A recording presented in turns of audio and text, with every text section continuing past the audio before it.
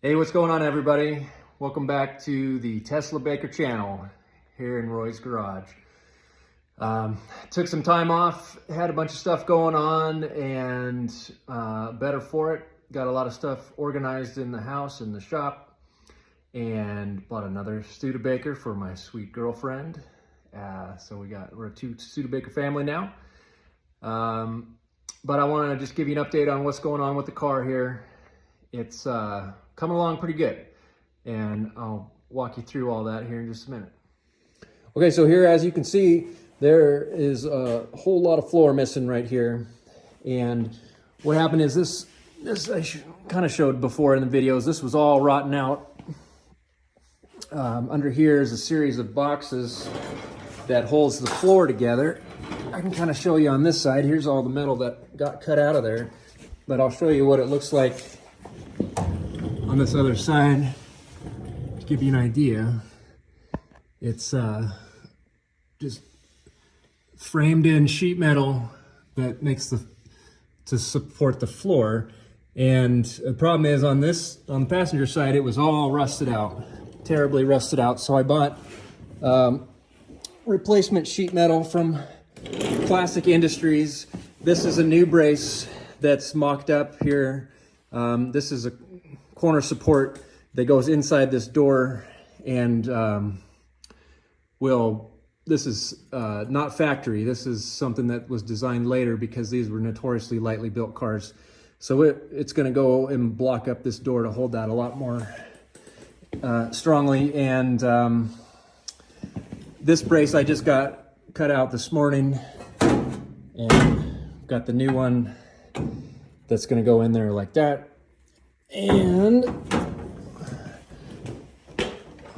once we've got those together, here is the floor sheet metal. I've got one for both sides. Here I'm working on the passenger side first. This is taking some time, and I'm really doing a great job so that the idea is to make the car stronger than ever. Given all the horsepower and torque that's going to be under this thing, I want it to be real stiff, real strong, and not have to worry about the safety of this vehicle. So anyhow, I'm just about ready to start getting the floor the floor sheet metal put in here, and starting to size that in and cut it in and to prepare to weld it. So that is exciting.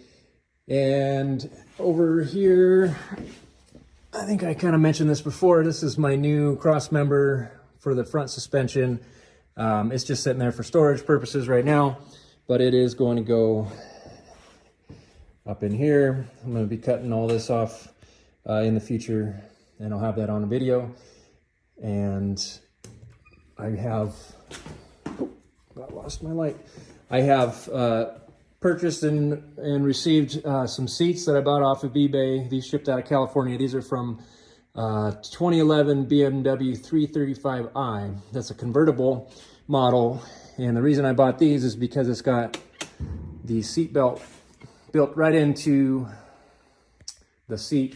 Because this is a no-post car, there's nowhere to there's nowhere to aesthetically put a lap belt without ruining the look of the car. You'd have to put some kind of a bar in here, and it would look dumb.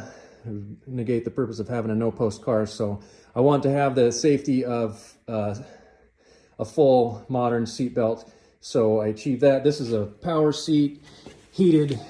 It's leather, and even the side bolsters go. They squeeze tighter or wider. So it should be a real nice seat. I need to kind of hot wire it to get it to go back a little more. And I'm going to start sizing these in while I'm putting the floors in, and putting my cross supports underneath the floor to bolt the seats to.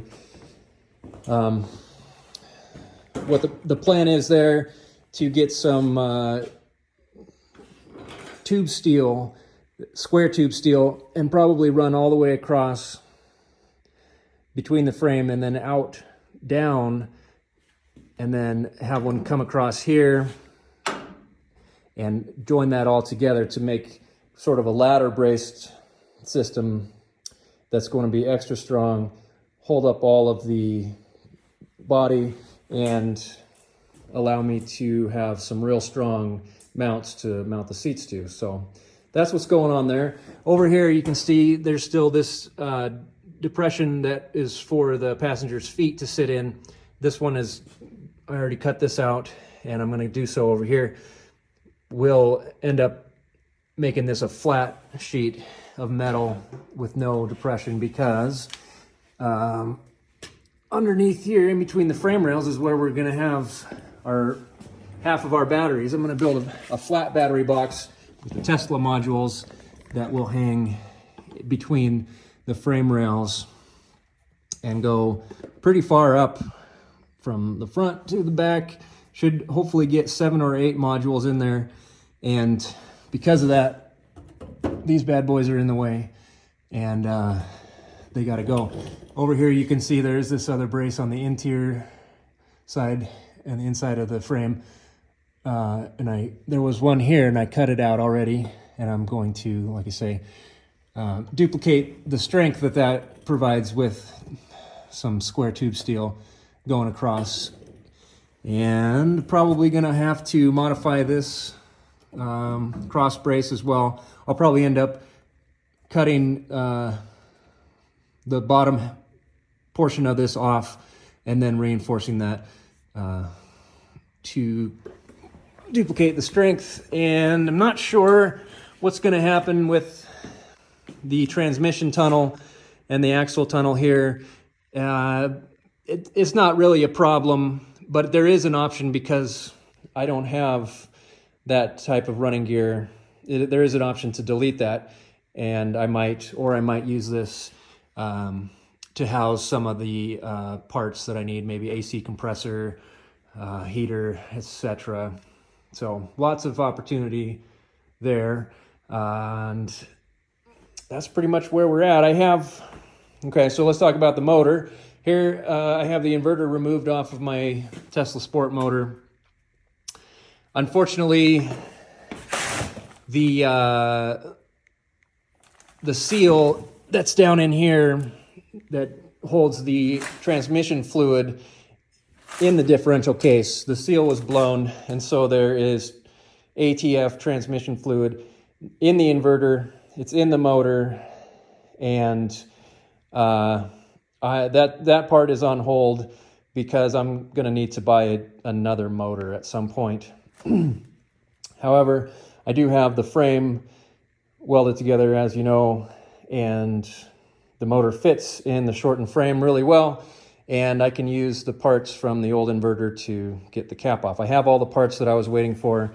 I got my shortened axle. I got the inverter relocation block-off kit that's going to close up this side of the motor and close up the side of the inverter. So stay tuned for all that. Right now I've got lots of work to do with the body, the front suspension and steering. So I'm just going to start tackling all that stuff. I have all the parts, and it's just a matter of taking the time and doing it right. So I'm having a great time with all that. And as far as the batteries and motor goes, that's just going to be on hold until I'm ready to start working on that. So lots of work to do. I'm having a blast. And thanks for watching. So stay tuned and like, subscribe, and appreciate you guys, and enjoy. Okay, here's a little bonus footage. This is Trudy the Studi.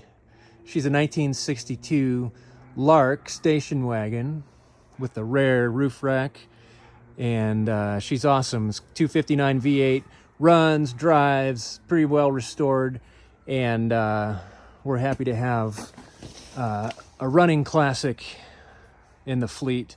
So just waiting for the snow to melt, and we'll get out driving in Trudy the Studi.